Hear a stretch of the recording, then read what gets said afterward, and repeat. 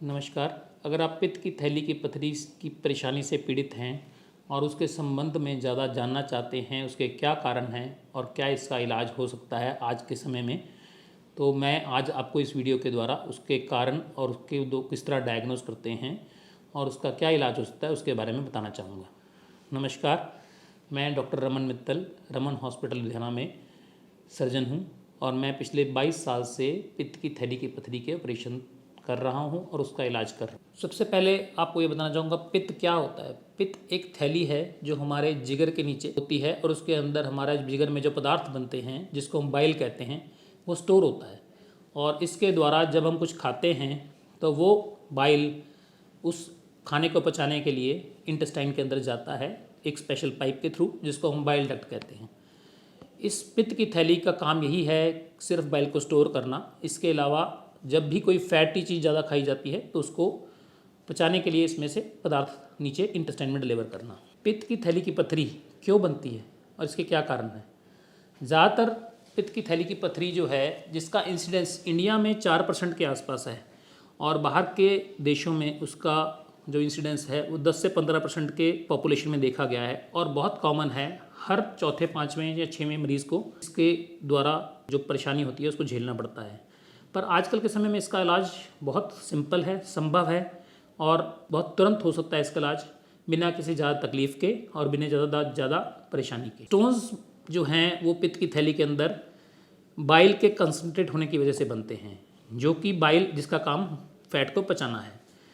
तो 80% जो स्टोन्स होते हैं वो कोलेस्ट्रॉल स्टोन्स होते हैं और 20% स्टोन्स जो होते हैं वो बाइल पिगमेंट के कारण बनते हैं जिसको पिगमेंट स्टोन कहा जाता है। कॉमन जो कारण हैं वो हैं fatty patient, fertile female of 40, जो 40 साल के बाद फीमेल्स में ये कॉमन होता है। मेल्स में भी हो सकती हैं लेकिन फीमेल्स में ज़्यादा कॉमन है। 40 साल के बाद उनको होने की संभावना ज़्यादा रहती है और जो फैटी खाना ज़्यादा खाते हैं या फैटी ज़्यादा होते हैं उनमें इसकी होने की संभावना ज़्यादा है। इसके अलावा डायबिटीज़ के अंदर या जिनको इंटेस्टाइन्स के ऑपरेशन हो चुके हैं उनमें भी इसका होना ज़्यादा पाया जाता है। अब इसके लक्षण क्या होते हैं। लक्षण इसमें जो कॉमन है, कई बार तो बिना किसी लक्षण के काफ़ी देर पड़ी रहती हैं, मरीज़ को पता भी नहीं होता कि उसके पेट के अंदर पित्त की थैली में पथरी है और कभी वो अल्ट्रासाउंड कराता है तब उसको पता चलता है कि उसकी किसी और कारण की वजह से तब उसको पता चलता है कि उसमें पथरी है। कई बार इसके लक्षण होते हैं पेट में फुलावट होना, नोज़िया होना, उल्टी आने को दिल करना, जी मचलाना, या फिर जो है वो पेट के ऊपर के हिस्से में इस जगह उसको बहुत ज़्यादा दर्द होता है, सीवियर पेन होती है, सडनली सीवियर पेन होती है। तब वो जब टेस्ट करवाता है तो उसको पता चलता है कि पित्त की पथरी है। कई बार इसका जानना तब पता चलता है जब मरीज़ को जॉन्डिस हो जाता है, जब इसके कारण उसको इसका जब स्कैन कराता है तब पथरी का पता चलता है। पित्त की थैली की पेन बहुत ज़्यादा सीवियर हो सकती है।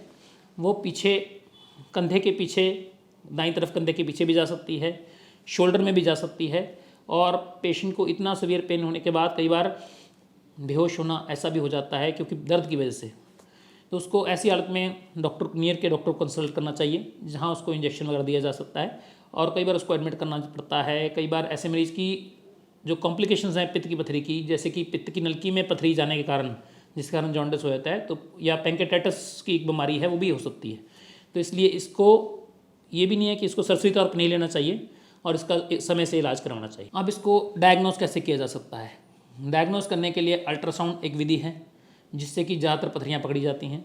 पथरी 1 से 2 mm से लेके 25 mm, 30 mm, 40 mm किसी भी साइज़ की हो सकती है। छोटी पथरियाँ ज़्यादा खतरनाक हैं जिसके कारण जो कि नीचे पाइप में स्लिप हो सकती हैं, जिसके कारण पीलिया हो सकता है और पैंक्रेटाइटिस भी हो सकता है। पैंक्रेटाइटिस जो पैंक्रियाज की ग्रंथि होती है उसकी सूजन को बोलते हैं और उसके होने के कारण कई बार मरीज़ की जान को खतरा भी हो सकता है। जो बड़ी पथरियाँ हैं उसके कारण बड़ी पथरियाँ पित्त की थैली को किस तरह डैमेज करके फाड़ के नीचे इंटेस्टाइन में जा सकती हैं, जिस कारण मरीज़ को इंटेस्टाइन्स की रुकावट भी हो सकती है। बात अब इसकी ट्रीटमेंट क्या रहती है। ट्रीटमेंट इसकी आजकल के समय में बिल्कुल आसान है, जिसको हम लेप्रोस्कोपिक कोलेसिस्टेक्टमी कहते हैं या दूरबीन द्वारा पित्त की पथरी की थैली के ऑपरेशन। उसमें छोटे छोटे 2-3 सुराख के द्वारा या 4 सुराख के द्वारा ये ऑपरेशन हो जाता है। सुबह ऑपरेशन करके कई बार पेशेंट शाम को भी जा सकता है। अगर पेशेंट को ठीक नहीं लगे तो कई बार अगले दिन छुट्टी की जा सकती है। सो हॉस्पिटल में स्टे जो है हॉस्पिटल के अंदर वो तकरीबन 24 घंटे का रहता है, ज़्यादा नहीं रहता है।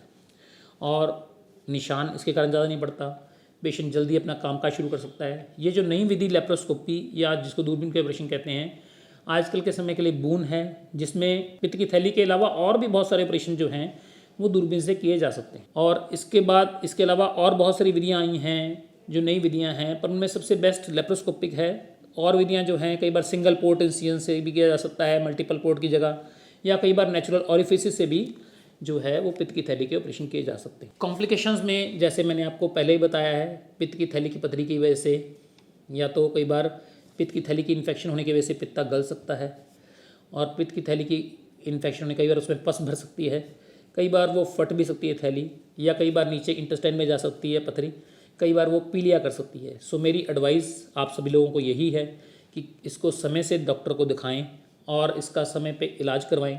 इसको आजकल के समय में रखने का फ़ायदा नहीं है। पहले समय में हम कहते थे कि पित्त की थैली पथरी नहीं तंग कर रही है तो आप इसको छोड़ दीजिए, पर जो टेक्निक्स आजकल के ऑपरेशंस की हैं वो इतनी कन्वीनियंट हैं कि इसको छोड़ने के बजाय बेटर है, उसकी कॉम्प्लिकेशन उससे ज़्यादा खतरनाक हैं उसके इलाज से, तो इसलिए बेटर है उसको समय से हल करा लिया जाए। अगर आपको ये वीडियो अच्छा लगा तो आप मेरे चैनल को सब्सक्राइब कर सकते हैं। अगर आपको कोई क्वेरी रह गई है जो इस क्वेश्चन में हम आंसर नहीं कर पाए तो आप उसमें कमेंट के तौर पे क्वेश्चन में पूछ सकते हैं। अगर आपको मुझसे मिलना है तो आप ब्रह्मन हॉस्पिटल में आ सकते हैं, जो कि लुधियाना में किचलू नगर एक्सटेंशन में है, और मैं सुबह 10 से लेकर 1:30 बजे तक प्रतिदिन यहाँ पे अवेलेबल होता हूँ, संडे में 10 से 12 के बीच में, और आप हमें कॉन्टैक्ट कर सकते हैं। शुक्रिया जी।